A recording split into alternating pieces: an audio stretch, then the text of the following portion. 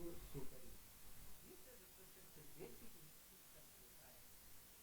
Ego is governed, ego governs rational thinking and decision making. Superego, it acts as a moral conscience. So these are the three components of the mind of Freud: id, ego, and superego. So it is nothing but a revelation of certain instincts. Like always enjoy pleasure. Ego is a normal thinking. It governs the real thinking. The thinking is very real. Our decision making, ego. Superego, it acts as a moral now, giving suggestions is subject to suppression play a crucial role in managing this is a discussion ups and downs in life, disappointments in life. So some are other these are just so there is a concept called so for example the depression plays a crucial role in managing internal conflict. For that there is a pivot point. An individual can transform himself lead a success. By playing pivot mechanism to some extent you can safeguard his personality. That is the idea of pivot.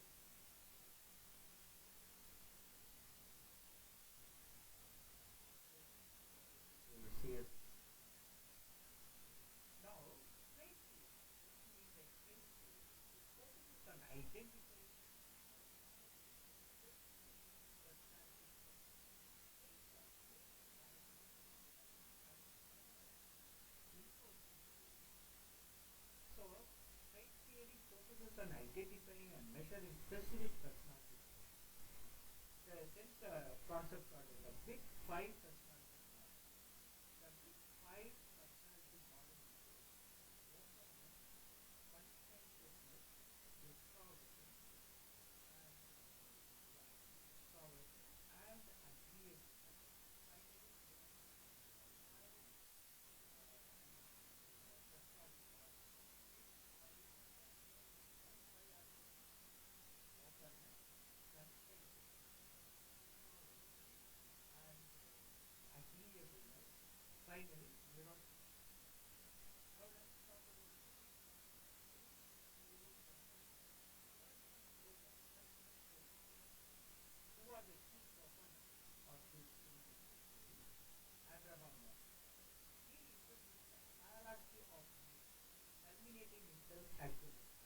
Which is the last point? Self-actualization. Starting from human needs. So, Maslow introduced a hierarchy of needs, culminating in self-actualization. Maslow would re-emphasize the self-confidence and the need for positive regard. These are all human needs. Now, what is social cognitive theory? Social cognitive theory has been developed by Albert Bandura.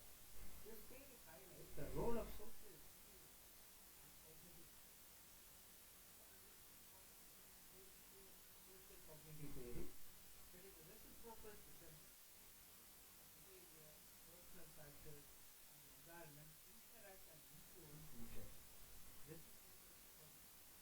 Social factors, personal factors, and environment interact and influence each other. Then self-efficacy. Key features: ability to achieve goals. Self-efficacy is skill in basically ability to achieve goals. I hope you understand this. Self-efficacy.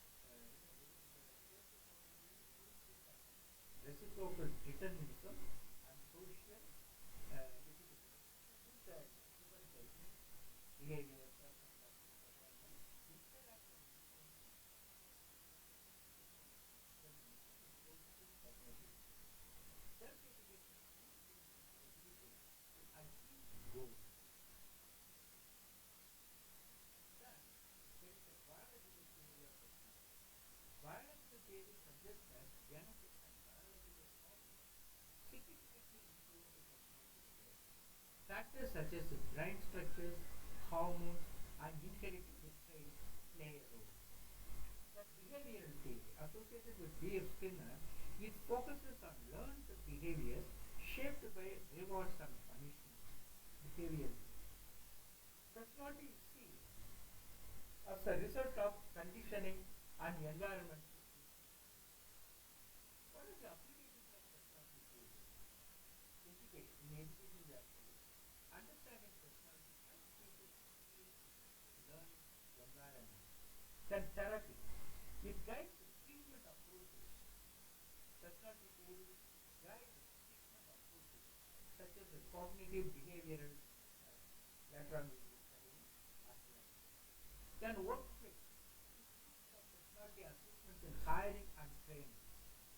What could we say as concluding remarks? Personality is a complex and multi-dimensional concept that helps to explain individual differences. Each theory provides a unique perspective, enhancing our understanding of personality and its application in education, career, and the workplace. The questions and explanations. What is personality? It is a set of unique mental, emotional, and social qualities. Personality comprises distinct mental, emotional, and social qualities that differentiate individuals. Who described personality as a dynamic organization within the individual of those psychophysical systems that determines his need adjustment to his environment. He is Gordon Allport. That is a famous definition for personality. He has given. All the books talk about it. So Gordon Allport. Gordon Allport's definition highlights the internal systems shaping individual responses.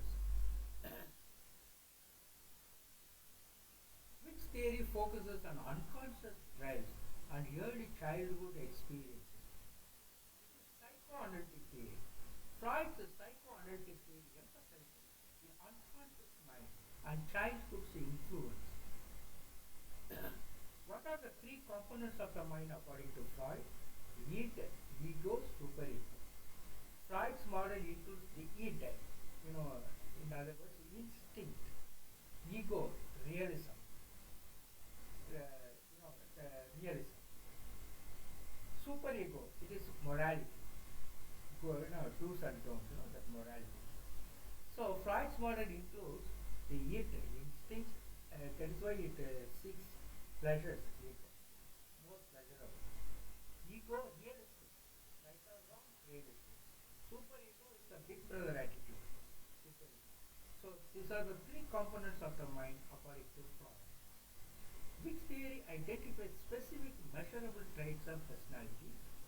That is a trait theory. No, they identify, trait theory identifies specific measurable traits, qualities of personality. Trait theory focuses on identifying stable personality traits like openness and conscientiousness. The Big Five model includes all of the following traits except one. The five, normally they will give all the four among the four, three will be part of this Big Five model, one will be, that is the idea. Here, they are given three Big Five traits. One of the alternative will be pessimism. The Big Five model includes all of the following traits except one.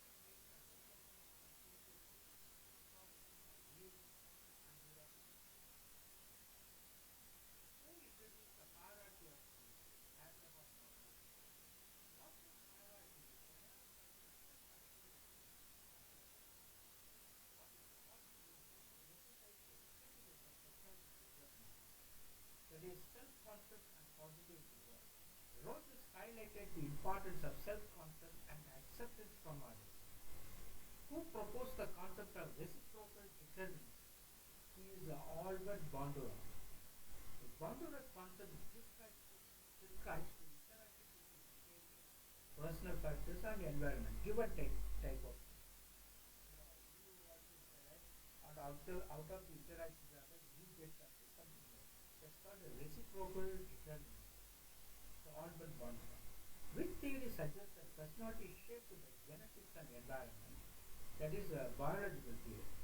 Biological theory suggests that personality is shaped by genetics and environment. Biological theory explores the interplay between inherited traits, that is from our ancestors, and environmental influence. What is our experience in the day-to-day life, in our surroundings? Environmental influences and inherited traits, that is qualities that we have inherited from our ancestors, lineage, lineage, birth lineage. So, what is self-efficacy? It is a belief in one's abilities. Self-efficacy, a key concept in social cognitive theory, refers to confidence in achieving goals. So what is self-efficacy? It is nothing but confidence in achieving goals. Someone feels confident in achieving the goals and they try their best, in so many new ways, novel ways, creative ways. Finally they attain, that they achieve goals. That's called self-efficacy. Even the concept itself, belief in one's ability. First of all, one needs to have belief in their own abilities. So that's called self-efficacy. Which theory emphasizes learned behaviors and conditioning? Behavioral theory. Behavioral theory focuses on how environmental rewards and punishments shape behavior. What are defense mechanisms used for in Freud's theory? That is to protect the ego from anxiety. To protect the ego from anxiety. Defense mechanisms help manage internal conflicts and reduce anxiety. Of course, you know that defense mechanisms you are studying in our B.Ed and other psychology classes. What does trait theory emphasize about personality? Trait theory emphasizes stable traits. Trait theory defines personality through consistent and measurable traits. Which theory is closely associated with observational learning? Social cognitive theory. Bandura's theory highlights learning through observation and the influence of cognitive factors. Freud's psychoanalytic theory explains how human behavior and emotions are shaped by the unconscious mind. It divides the mind into three parts, the ego and superego, each playing a key role in personality development. The id present from birth operates on the pleasure principle, seeking instant gratification of needs, desires and urges. It is irrational and impulsive, focused on instinctual drives like hunger and aggression.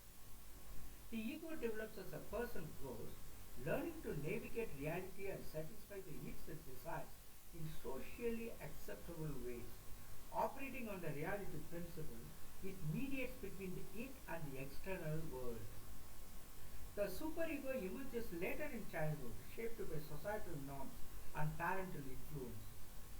This superego imposes moral standards, striving for perfection and often opposing its impulses.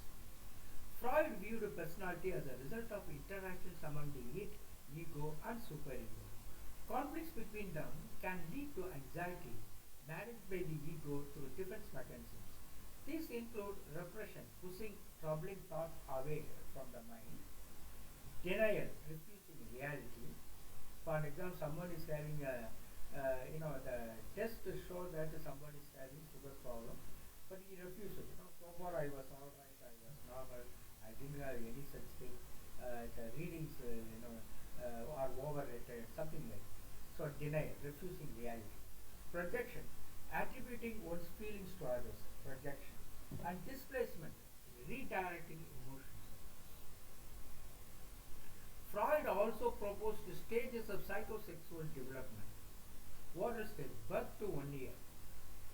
Focus on the mouth for pleasure.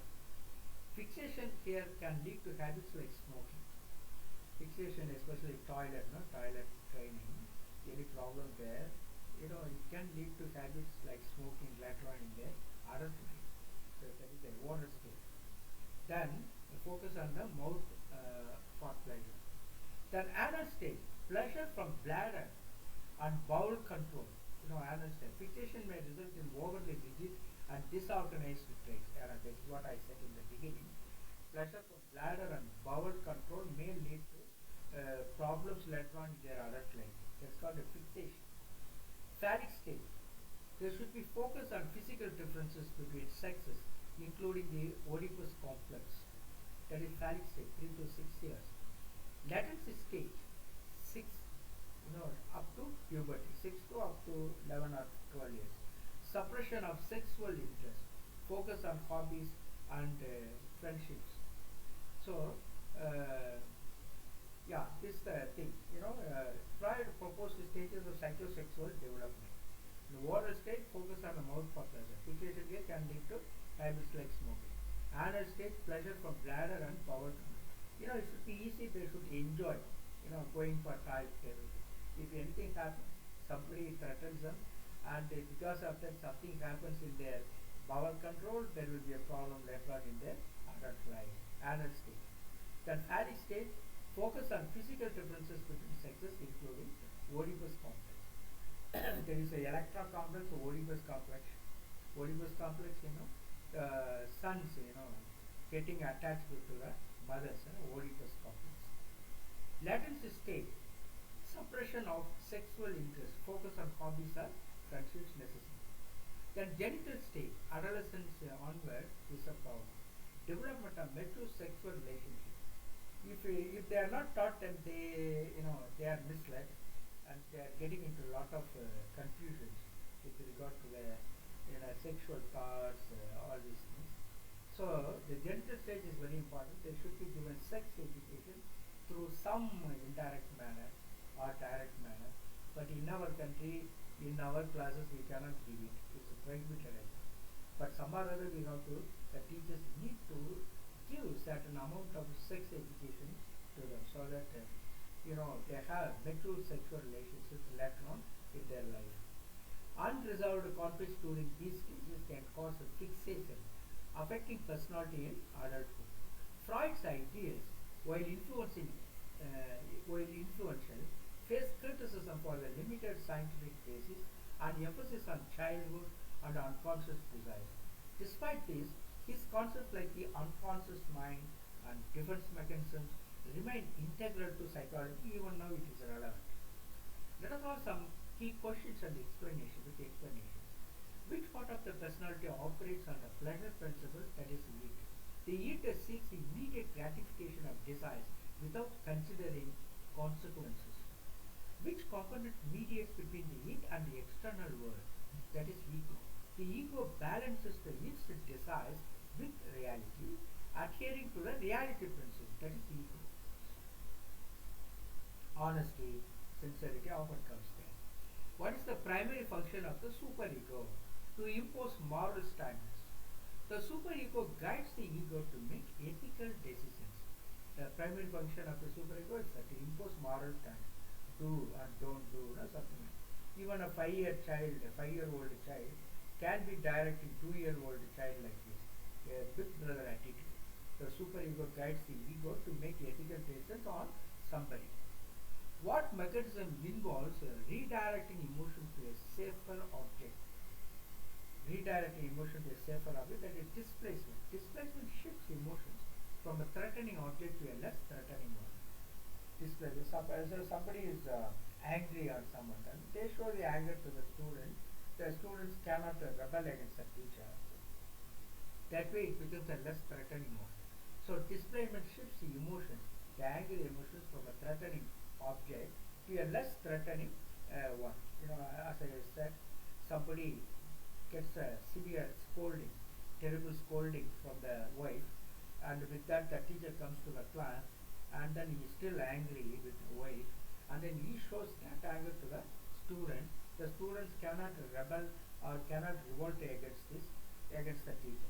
They have to accept this, even if it is wrong. That is called a displacement. Often it gives a certain negative feeling. What are Freud's stages of development called? They are called the psychosexual stages. These psychosexual stages associate behavior with the specific erogenous zones. So Freud's stages of development called psychosexual stages. These stages associate behavior with the specific erogenous zones, with the bodily parts. In which stage is the mouth the primary source of pleasure? that is oral stage. Activities like sucking and biting bring satisfaction during this stage. During the anal stage, what is the focus of pleasure? Bladder and bowel control. The stage involves managing bodily functions for pleasure. The Oedipus complex is associated with which stage? That is phallic stage. It involves a child's feelings of desire for the opposite sex parent. Opposite sex parent, that is a boy to the mother, a girl to the father. No? The Oedipus complex is associated with this stage, phallic stage. That is falling in love with the mother, like the boy. The electro complex of falling, the girl falling in love with the father. Electro complex. This is the boy falling in love with the mother. That's called a Oedipus complex. I mean, it's our conceptual level. That's called phallic stage. It happens. What results from unresolved conflicts in a psychosexual state? Fixation. Fixation can lead to personality issues in adulthood. Which mechanism involves refusing to accept reality? That is a denial. Denial blocks awareness of painful realities. Freud's theory belongs to which field? Psychoanalysis. This theory itself is called a psychoanalytic theory. Freud's psychoanalytic theory.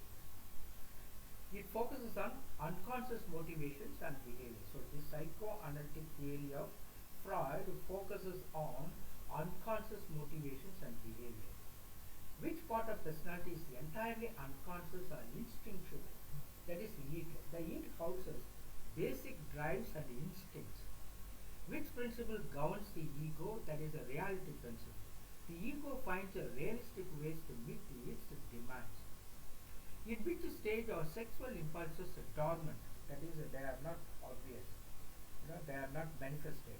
It is kept in control, like dormant, lying in dormant, dormant form. Latency stage it is called. I mean, it is not so obvious, in other words.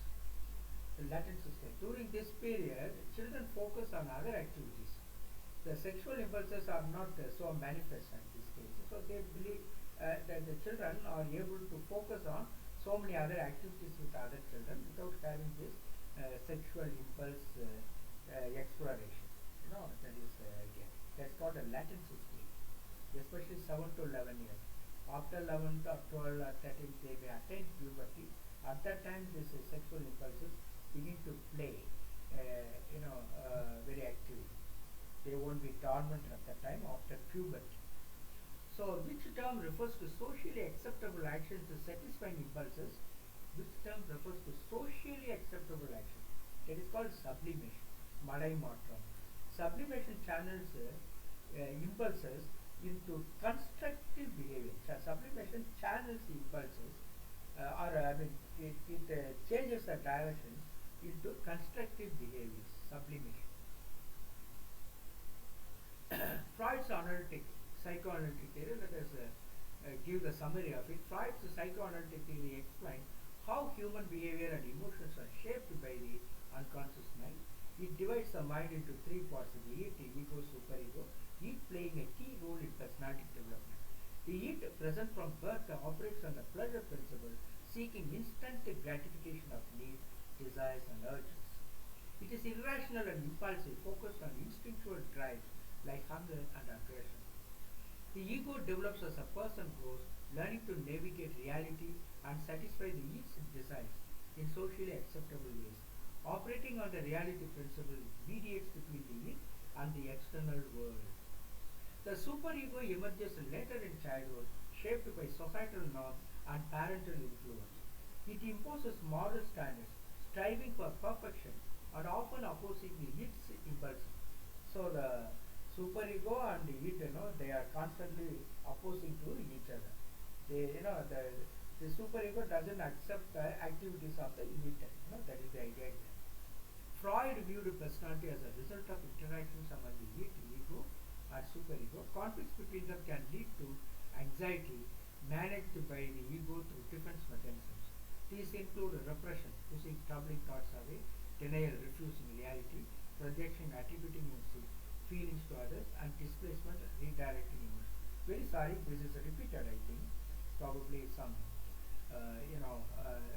miscalculation regarding the editing. So anyway, we just bypass it. Already we have touched the same thing we have touched just before. Now we have done it. The same questions of course. I think I repeat it.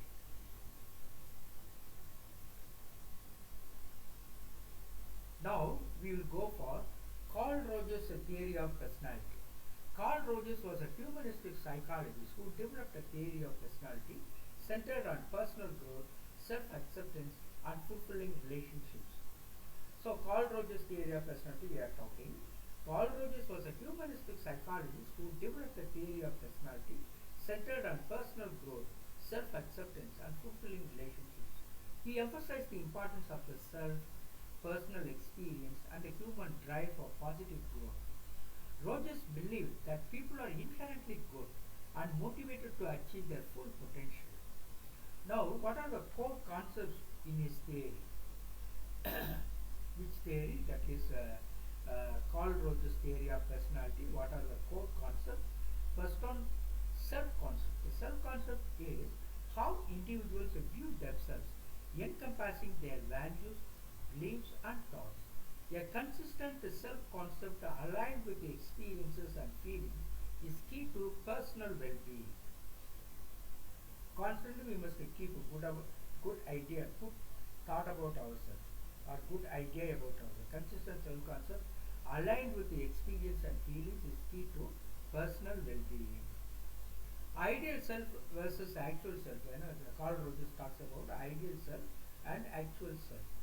The ideal self represents a person one aspires to be, shaped by values and goals. A mismatch, a wrong link between the ideal self and the actual self creates incongruence. Incongruence means no logicality. In other words, it is not going together. Incongruence, leading to dissatisfaction. I mean, what one thinks he is unable to act upon. So, in other words, the words and actions go in a wrong direction. They are not, done together. Words and actions, they don't go together. That is called incongruence. Congruence, on the other hand, occurs when the real self and the ideal self are aligned, fostering contentment and fulfillment.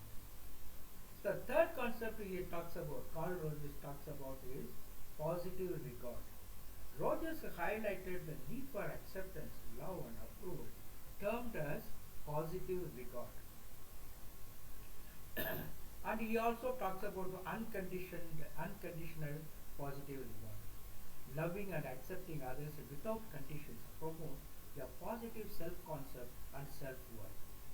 Then conditional positive regard. Acceptance based on specific conditions may lead to low self-esteem and insecurity. So that is a conditional positive regard. Acceptance based on specific conditions may lead to low self-esteem and insecurity. Unconditional positive regard is always good. When somebody loves us in spite of all our difficulties, in spite of all our negativity, then we can develop a positive self-concept and self-worth.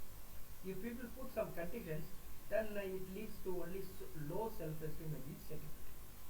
When somebody puts the condition, only when you do this, I will do like this. Suppose somebody says like that, it leads to low self-esteem and insecurity. And self-actualization, the drive to realize one's true potential, encouraging exploration, talent development, and meaningful relationships. That's called self-actualization. What is the meaning of self-actualization? It is the drive, direction to realize one's true potential, encouraging exploration, talent development, and meaningful relationships. Personal growth requires a supporting environment characterized by empathy, understanding, and acceptance. Rogers' approach leads to therapeutic approach also. This psychology leads to therapeutic approach. Rogers' client-centered therapy provides empathy, genuineness, and unconditional positive regard. This comes in guidance and counseling portion also. There's directed counseling, non-directed counseling like that. No? So therapeutic approach. Rogers client-centered therapy. That is a you know client-centered means is a non-directive therapy. Client-centered therapy provides empathy, genuineness, and unconditional positive regard. This approach creates a safe space for individuals to explore their thoughts and feelings, fostering self-discovery and growth. It's called a therapeutic approach, clinical approach in other words. Approach that cures one's mental illness. Like the fully functioning person. A fully functioning person is open to new experiences, lives in the present, accepts their feelings, takes responsibility for their actions, and strives for self-actualization. Rogers' emphasis on self-concept, congruence, and positive regard underscores the transformative power of empathy and acceptance in personal development, making his theory a cornerstone of humanistic psychology. Now let us ask some questions. Before that, let me take some water.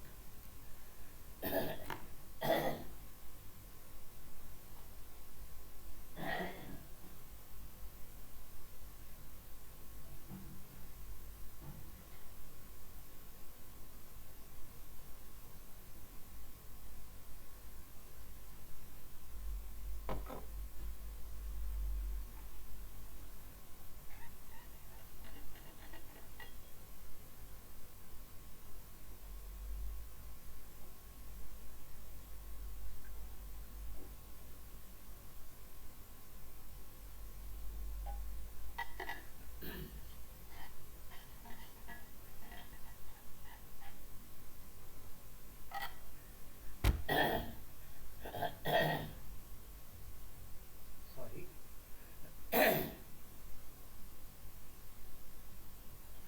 Now let us ask some questions. Use the mic. Carl Roach's theory of personality belongs to which school of psychology? That is humanistic psychology. The humanistic school of psychology belongs. Rogers is a leading figure in humanistic psychology, focusing on individual potential and personal growth. What is the self-concept according to Rogers? A person's view of who they are. That is called a self-concept according to Rogers. Self-concept includes beliefs, thoughts, and values about oneself. What does Rogers call the gap between ideal self and the actual self? That is called incongruence. Incongruence arises when there is a mismatch between a person's ideal self and real experience. Which of the following leads to contentment in Rogers' theory? That is congruence. Alignment between a person's real self and ideal self fosters satisfaction. What is the term Rogers uses for the person someone wants to be? That is ideal self. That is ideal self. I mean, this is what I want to become, that is ideal self. But how he has become because of his activities, that is real self. The ideal self represents an individual's aspirations and goals. What inherent drive do people have according to Rogers? That is self-actualization. This drive motivates individuals to grow and realize their potential. Inherent drive, self-actualization, according to Rogers. What kind of environment does Rogers believe is necessary for personal growth? That is a supportive environment. Such an environment marked by empathy and acceptance enables a self-expression and risk-taking. In Rogers' theory, what is unconditional positive regard? That is acceptance without conditions. Unconditional positive regard fosters self-growth and a positive self-concept. What type of positive regard can lead to low self-esteem? That is conditional positive regard. Conditional acceptance often causes insecurity and feelings of inadequacy. What describes Rogers' therapeutic approach? Client-centered therapy. This approach emphasizes empathy and acceptance to facilitate personal growth. What is a key quality of a fully functioning person? That is openness to new experiences. Fully functioning individuals embrace change and growth. According to Rogers, people should primarily listen to what? Their own feelings and experiences. awareness and direct experiences are essential for self-understanding according to Carl Rogers. Which term describes a non-judgmental space in Rogers' narrative, that is a safe space? A safe environment allows clients to express themselves openly. What is necessary for a supporting environment in Rogers' view? That is empathy and acceptance. These elements are crucial for fostering personal growth and self-actualization. According to Rogers, people are naturally good and motivated to grow. Rogers believed in the inherent goodness of people and their drive for self-improvement.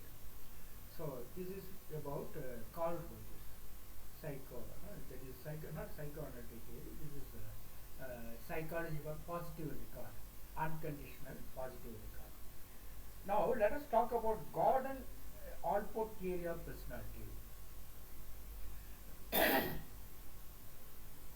Gordon Allport, a renowned American psychologist, has significantly contributed to the field of personality psychology. He introduced the trait theory of personality, emphasizing that personality is unique to each individual and it is composed of stable patterns of behavior, thoughts and emotions referred to as traits. These traits predict behavior across different situations and are classified into three main categories. Cardinal traits. Dominant traits that influence nearly all aspects of an individual's behavior. While not everyone has a cardinal trait, those who do find it central to their identity. Those who find it central to their identity, honesty, kindness or greed.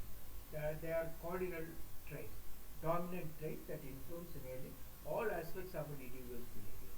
Then central traits, general characteristics forming the foundation of personality. These traits such as friendliness, loyalty and punctuality are less dominant than cardinal traits but still significantly influence behavior. Most people have about 5 to 10 central traits. Then secondary traits, traits that appear in specific situations or uncertain and under certain conditions, such as being shy at large gatherings but outgoing in smaller groups. There is secondary traits. Allport proposed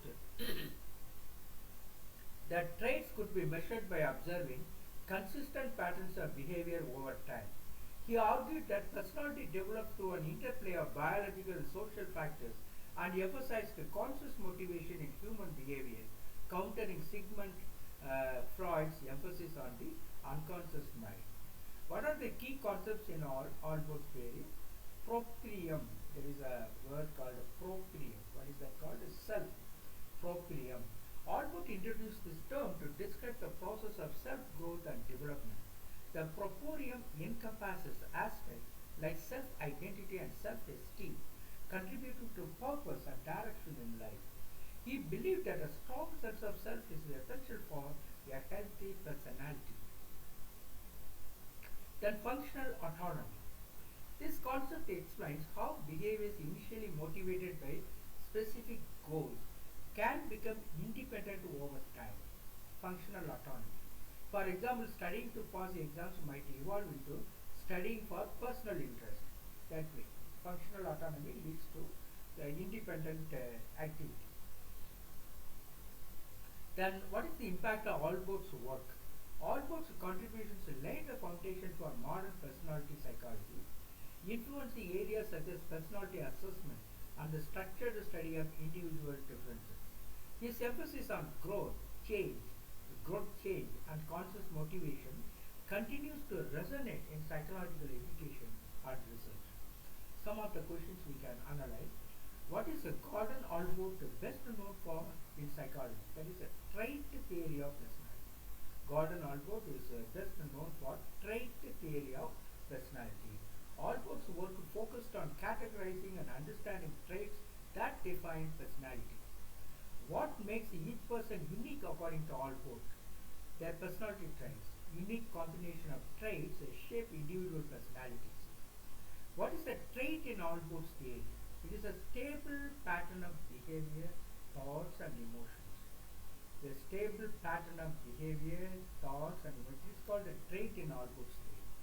Traits are consistent across time and situations, making them predictable. What are the three categories of traits? Cardinal, central, and secondary traits. These categories define the dominance and situational relevance of traits. Which type of trait has the strongest influence on behavior? That is cardinal traits. Cardinal traits are dominant behavior and can define a person's entire personality.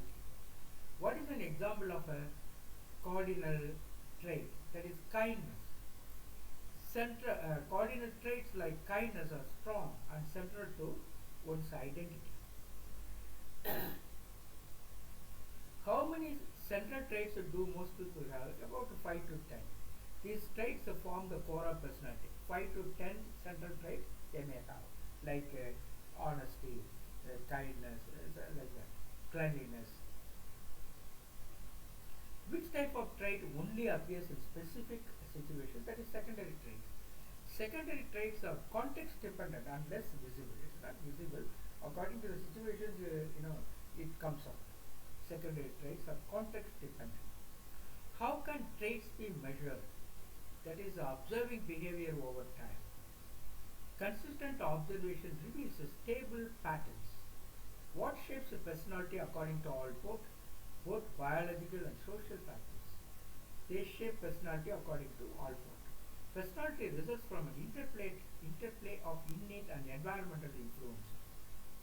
What role does conscious motivation play in Allport's theory?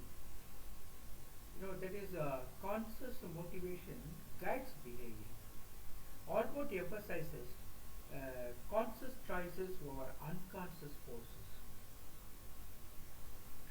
Which psychologist views did Allport reject? That is Sigmund Freud. He is opposing Sigmund Freud's ideas on personality. Allport disagreed with Freud's emphasis on the unconscious mind. So he believes in the conscious choices.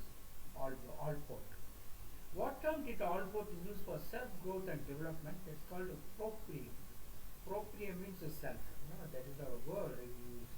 Proprium represents the evolving sense of self, the growing self. What is functional autonomy?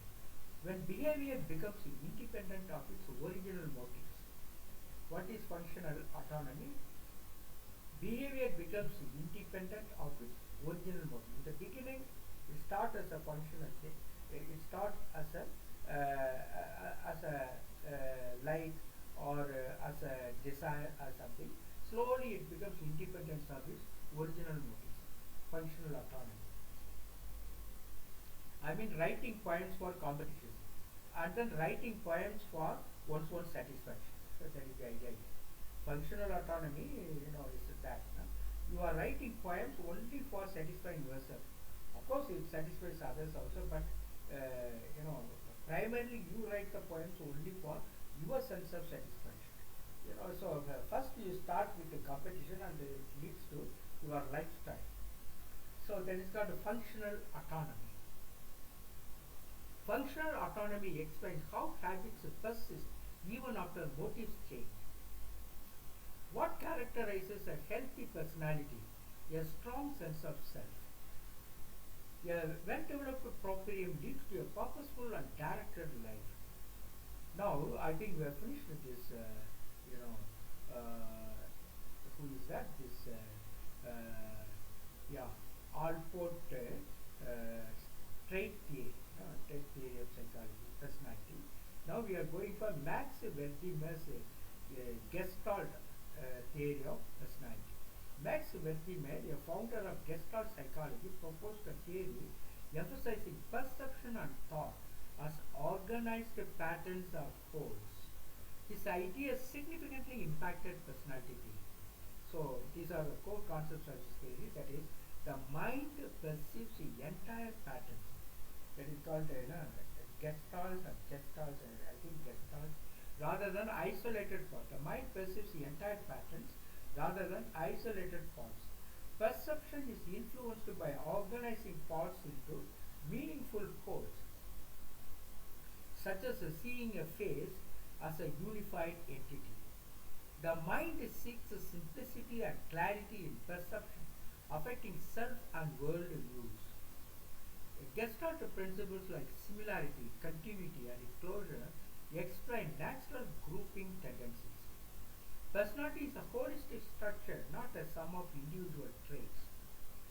Personality revolves it revolves around central themes, gestalts.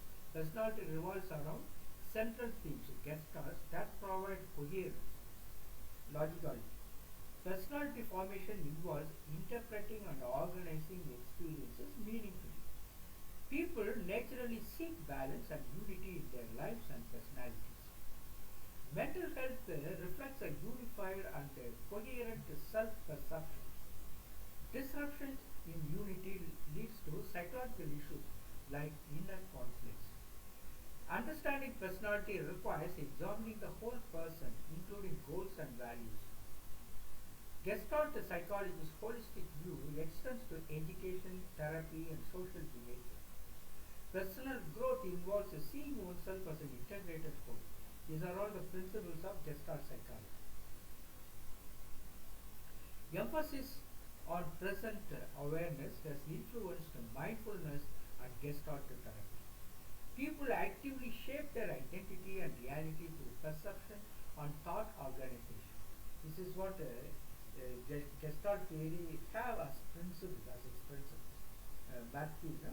Max Wertheimer's concept of Gestalt personality.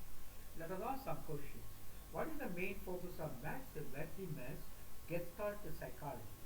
That is a perception as an organized whole. Gestalt psychology emphasizes understanding reality as patterns or codes, not as isolated parts. How does the mind process perception according to Wertheimer? By seeing organized patterns. The mind naturally organizes experiences into coherent patterns rather than focusing on individual components. Which principle of Gestalt psychology explains the grouping? That is similarity. Similarity refers to grouping objects that resemble each other. What principle explains how incomplete images are perceived as complete? That is closure property. Closure. Closure describes the tendency to fill in missing parts of an image or pattern. How does perception shape personality according to Gestalt theory? That is by organizing experiences into meaningful wholes. Perception influences personality through the integration of experiences into unified patterns, united patterns. How does Wertheimer define personality? A unified whole organized around central themes. This is how Wertheimer defines personality. A unified whole organized around central themes. Personality is viewed as a holistic structure rather than a collection of traits. What does Gestalt theory suggest about mental health? That is seeing oneself as a unified whole. Mental health involves a coherent, logical self-perception and unity of thought and action. What can disrupt psychological well-being? That is a disruption of inner unity or coherence. Psychological issues arise when the sense of self as a unified whole is disturbed. What role does balance play in Gestalt theory? People naturally seek balance and unity. Balance is an innate drive that shapes thoughts and personality. What is the goal of personal growth in Gestalt theory? That is to see oneself more clearly as a unified whole. That is the goal of personal growth in Gestalt theory, integrated person in other words. Personal growth involves developing a coherent and integrated self-concept. How has Gestalt psychology influenced modern personality theories? By valuing integration, awareness, and self-coherence. The holistic approach has shaped theories that emphasize unity and present awareness. What does Gestalt theory therapy encourage? That is focusing on current experiences and feelings. Therapy emphasizes present awareness over past conflicts. What is emphasized more in Gestalt psychology? Present perceptions or past experiences? That is present perceptions. Gestalt theory values current awareness over past influences in shaping personality. So the current awareness is more, for Gestalt theory. What aspect of a person does Gestalt psychology focus on understanding? The whole person, including goals, values, and self-perception. Understanding involves considering all aspects of a person as an integrated entity. What does the Gestalt theory say about the person's natural tendencies? That is to organize thoughts and feelings into coherent wholes. People have an innate drive to create meaningful patterns and unity in life. Now we have finished this Gestalt theory. Now let us talk about Kurt Kopka's theory of personality. Kurt Kopka, a pioneer of Gestalt psychology, emphasized understanding things as a whole rather than breaking them into parts. His personality theory highlights the interplay between internal feelings, external environment, and holistic perception. What are the key ideas that include here? Field theory. Behavior arises from the interaction of internal feelings and external surroundings. Field theory. Behavior arises from the interaction of internal feelings and external surroundings. Then wholes. People and objects are perceived as integrated entities rather than isolated parts. Then organization. Personality traits are systematically organized, aiding in adapting and decision making. Then life space. He talks about life space.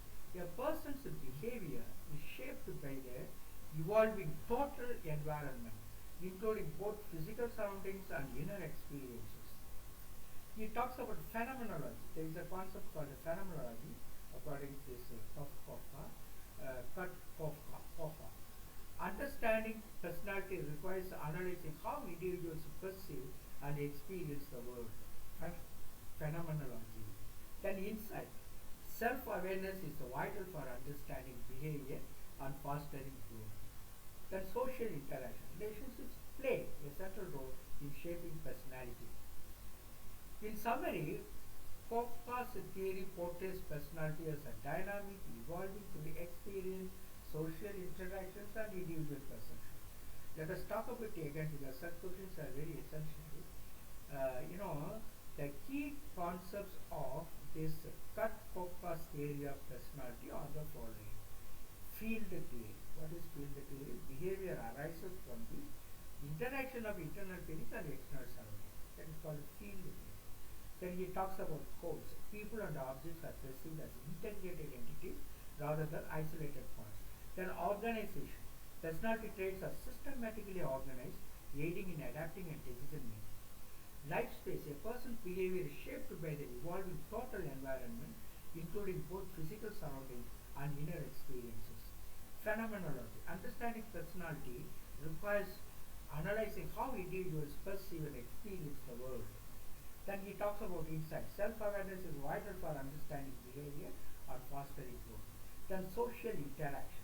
Relationships play a central role in shaping personality. So in summary, we can say Kopka's theory portrays personality as dynamic, evolving through experiences, social interactions, and individual perception. What is the central focus of Gestalt psychology? Among the four, which is the right one? Understanding things as a whole. B is the right one. Yes. Gestalt psychology emphasizes perceiving entities as complete systems rather than isolated components. Kopka's theory suggests that personality is influenced by what? Both internal and external factors. Field theory integrates internal feelings and external surroundings to explain behavior. What does Kopka's concept of wholes emphasize? That is, viewing objects as complete entities. Wholes describes perceiving people and objects as integrated wholes. Complete ones, complete persons. What is the role of life space in behavior? That is a dynamic and evolving. So life space means it is ever growthful and evolving, it is growing. Life space encompasses an individual's total environment, shaping behavior over time. As time passes, it is growing, it is shaping behavior. Phenomenology in Kopka's theory focuses on what? Out of these four, how individuals perceive the world. That is what phenomenology in Kafka's theory focuses how individuals perceive the world. Phenomenology examines the subjective experiences and perceptions. Why is insight important in Kafka's theory? Because it aids self-awareness and growth. That is, insight aids in self-awareness and growth. Insight helps individuals understand and improve their behavior. That is the idea here. Kafka's view on social interactions is that, one of the four is right. They shape personality and behavior. That's very important.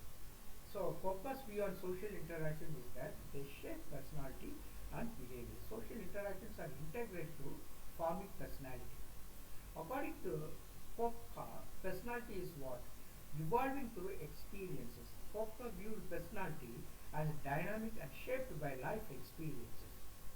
What is emphasized in the organization of personality? That is systematic arrangement for adaptation. Systematic arrangement for adaptation. Personality is organized to help individuals adapt and make decisions. What does field theory imply?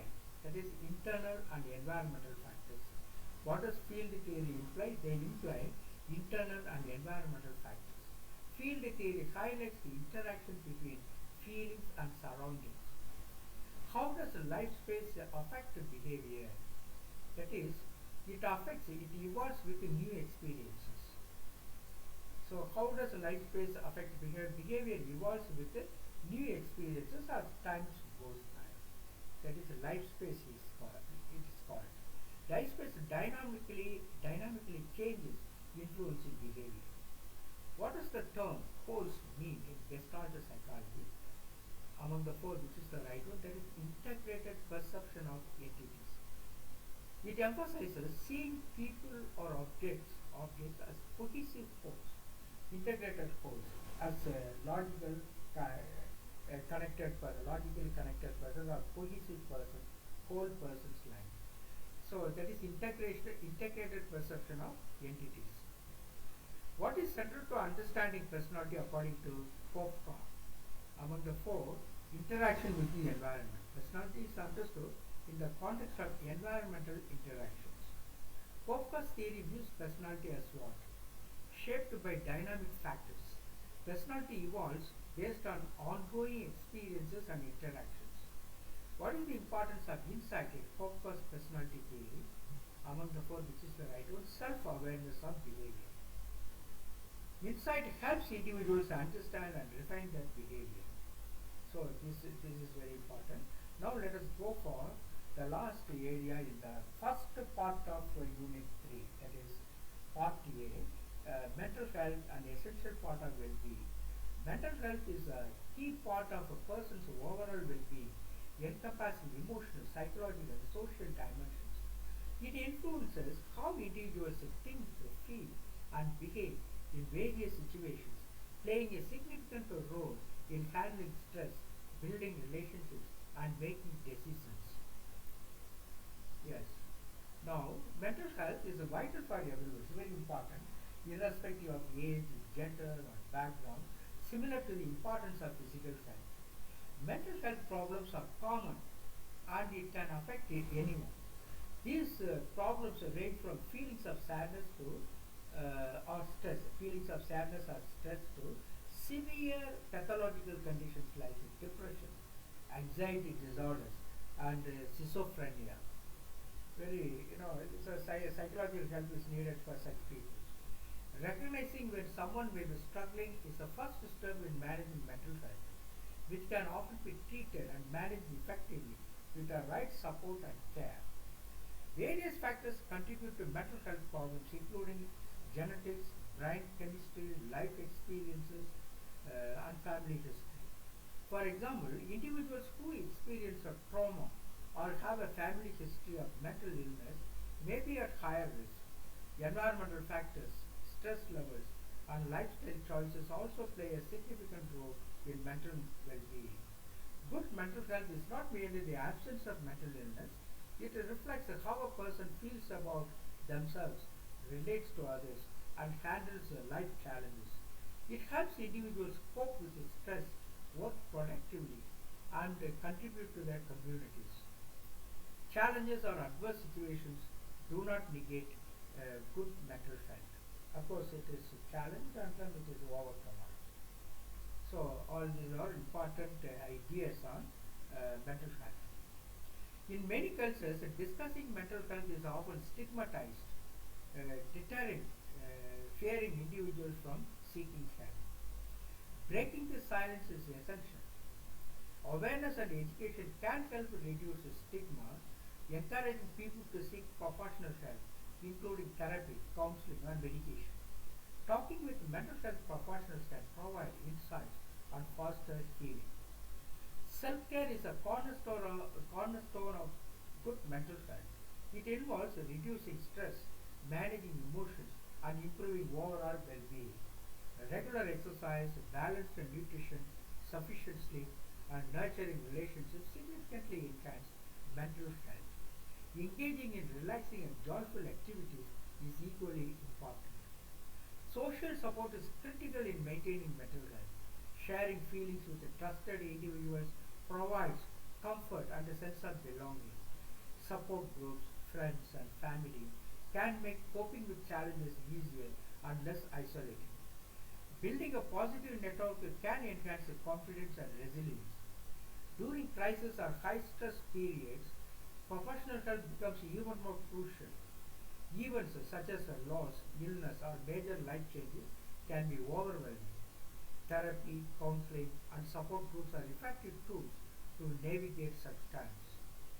Recognizing signs of mental health problems in others, like mood changes, withdrawal, or extreme anxiety, is important for timely intervention and support.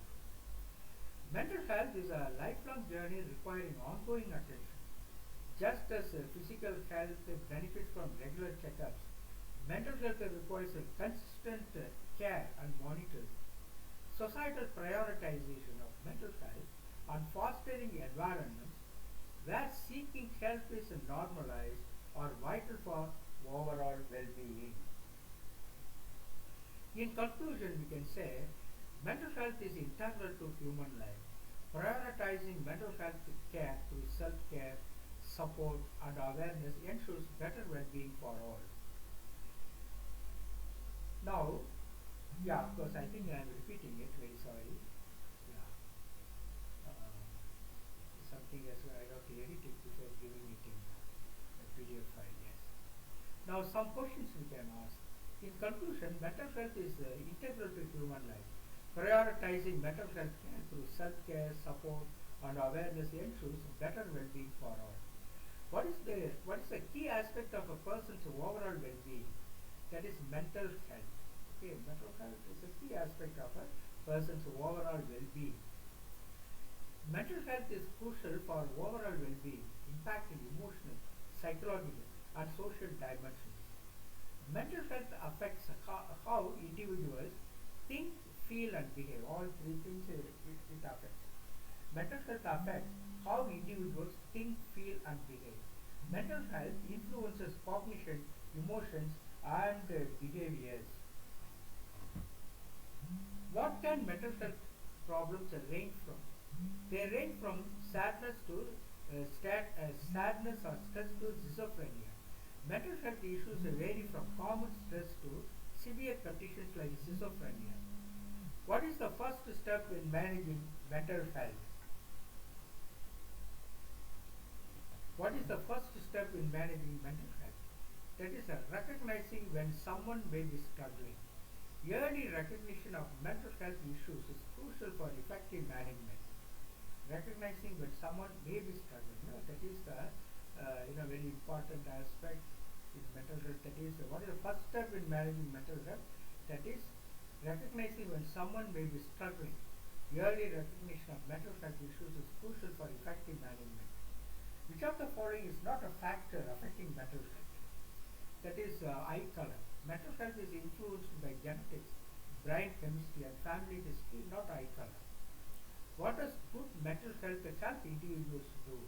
Out of the four, which is the right one? Cope with the life stresses and work productivity.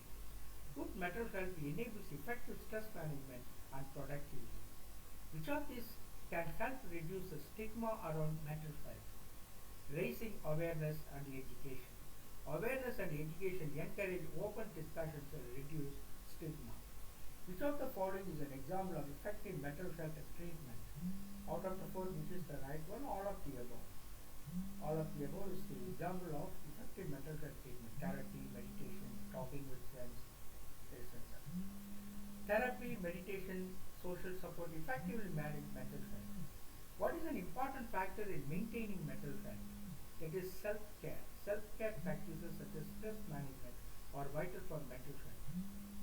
How can social support help mental health? Social support. That is, it provides a sense of comfort and belonging. Sense of belonging. Social support reduces isolation and fosters resilience. During times of a crisis, so what is recommended for mental health? Out of these four, which is the right one? Professional help. Therapy and counseling guide coping during crisis. Yeah, there are so many psychological therapists, and if someone is having some mental problem, they are assisting them. There are some centers, the national centers in India.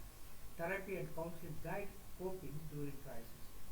What should you do if you notice signs of mental health issues in someone? To encourage them to seek help. Encourage them to seek help. Encouraging help is critical for early intervention.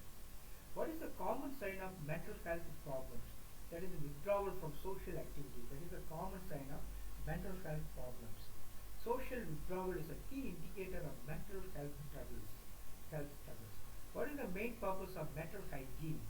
Maintaining mental well-being. That is the main purpose of mental hygiene. Mental hygiene focuses on practices that support good mental health and emotional balance. How does positive thinking impact mental health? It leads to happiness and balance. Positive thinking uplifts one's mood and helps in better handling of life's challenges. Which of the following is not a part of mental hygiene? That is ignoring emotions. Mental hygiene encourages recognizing and managing emotions or not ignoring them. Mental hygiene encourages recognizing and managing emotions. Why is emotional well-being essential in mental hygiene? It helps release stress and prevents emotional issues. Emotional well-being is essential in mental hygiene because it helps remove stress and prevents emotional problems. Emotional well-being helps individuals process and manage emotions, reducing stress. Which technique is useful for managing stress in mental hygiene? That is deep breathing exercise. Deep breathing and relaxation techniques are effective in reducing stress and preventing mental exhaustion, mental tiredness. How do healthy relationships support mental hygiene? They bring joy and support. Healthy relationships bring joy and support. Healthy relationships provide emotional support which boosts mental well-being. What is self-care in mental hygiene? That is taking time for oneself. Self-care involves activities that recharge the mind and body, fostering overall well-being. What impact does physical exercise have on mental health? It boosts the mood through endorphins. Endorphins. That is the enzymes. It boosts the mood through endorphins, enzymes. So, what impact does physical exercise have on mental health? Exercise promotes the release of endorphins, enzymes, which are natural mood boosters. What is a healthy lifestyle important in mental health? Why is a healthy lifestyle important in mental hygiene? Because it provides a stable foundation for mind and body. Healthy lifestyle provides a stable foundation for mind and body. Long lasting, often no downs, only growing in balance. What does mindfulness involve? That is paying attention to the present moment, mindfulness. Mindfulness, recently people are having mindfulness retreats. Simply being aware of what is happening right at that moment. What is happening? Is my body having some pain or anything? Am I hearing some sounds like that? In stillness you have to see all this. It's called a mindful exercise. Mindfulness helps reduce overthinking by focusing on the present, lowering anxiety levels. Psychologists say this mindful exercise is very, very helpful for the modern man or woman. Why? Because all the time we are worrying about something. Soon after getting up from bed, something is worrying us. And worries, we will be having a lot of problems. So what is the use of worrying and worrying?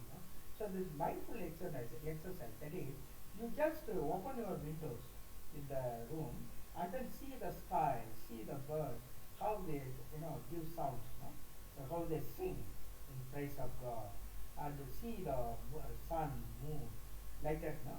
So in the morning time, in the morning or after getting up, don't get into any worrying, any worry as such, any care, no, which is binding you very much in the morning. Rather, mindfulness exercise helps you to live in the present. That gives you certain creative, what is that? Creative power in order to face the day. That is what psychologists say. Instead of worrying about something, you be active in the present and do the things, in a productive manner. That is called mindfulness. Setting realistic goals in mental hygiene helps with what? Boosting self-confidence. Achieving realistic goals leads to a sense of accomplishment, enhancing self-esteem, boosting self-confidence. Why is failure considered valuable in mental hygiene? Because it promotes growth and resilience. Failure offers offers lessons for personal growth and helps build resilience, courage. Which environment best supports mental hygiene? A clean, organized space. A well organized and peaceful environment helps reduce stress and improve focus. Spending time in nature as part of a mental hygiene can refresh the mind, yes. Nature has a calming and rejuvenating effect on mental well being. Why is seeking help considered strength in mental hygiene? It shows commitment to well being. Seeking help from others demonstrates a proactive approach to maintaining mental health. Mental hygiene helps people handle life's challenges better. Mental hygiene practices equip individuals with tools to manage stress and cope with difficulties. What is the focus of mental hygiene? That is maintaining mental balance. Mental hygiene focuses on emotional stability, well-being, and overall mental health. Deep breathing helps with what? Managing stress. Deep breathing reduces stress by calming the mind and promoting relaxation. Positive relationships in mental hygiene provide support and joy. Healthy relationships contribute positively to mental well-being by providing emotional support. Which of these is a mental hygiene practice for emotional health? Which of these is a mental hygiene practice for emotional health? Out of the four, which is the right one? That is, acknowledging and expressing emotions helps in preventing emotional buildup. In mental hygiene, setting small steps for goals helps to what? To make goals more achievable. Breaking goals into smaller steps makes them more manageable and increases success chances. The purpose of self-care is to recharge one's mind and body. Self-care activities allow individuals to focus on their own well-being and recharge. Mindfulness helps reduce overthinking and anxiety. Mindfulness helps individuals stay focused on the present, reducing mental burden. An organized environment supports mental hygiene by providing comfort and focus. A clutter-free, organized space helps in maintaining mental clarity and focus. Resilience in mental hygiene is developed through what? That is, resilience grows when individuals view failure as an opportunity for growth and learning. Now, I think part A is over, and in the next video, we will be taking up part B. That is about intelligence, approaches to intelligence for unit-to, multiple, etc. Because it becomes very, very long. If I give everything in one video, it's very difficult for me also. It's difficult for you to grasp insights also. That's why I'm just giving part by part. Part A is over, part B, part C, part D I will be giving, and soon it will be published one by one. Before the exam, I try to finish everything. You pray for me also. I also bless you for your good efforts. Please at least read once without depending on others, you know. Yeah, and do you think that any expert can give the question, answer, everything that comes in the exam? It is not at all possible.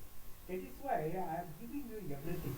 At least read once, you know, everything, so that you are able to get all the basic answers.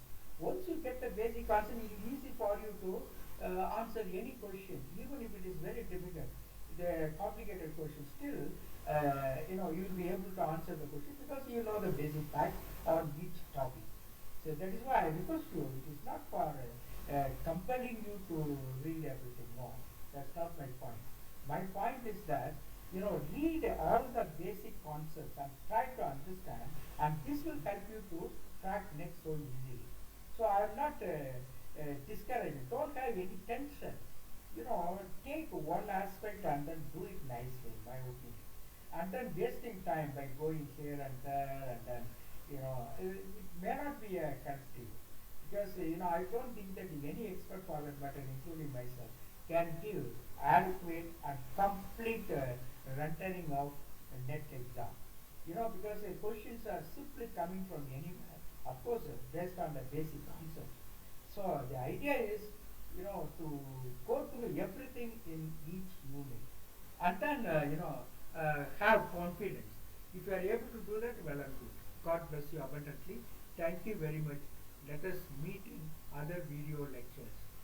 Kindly, you know, subscribe, like, comment, so that my video gets some value. Thank you very much, dear friends.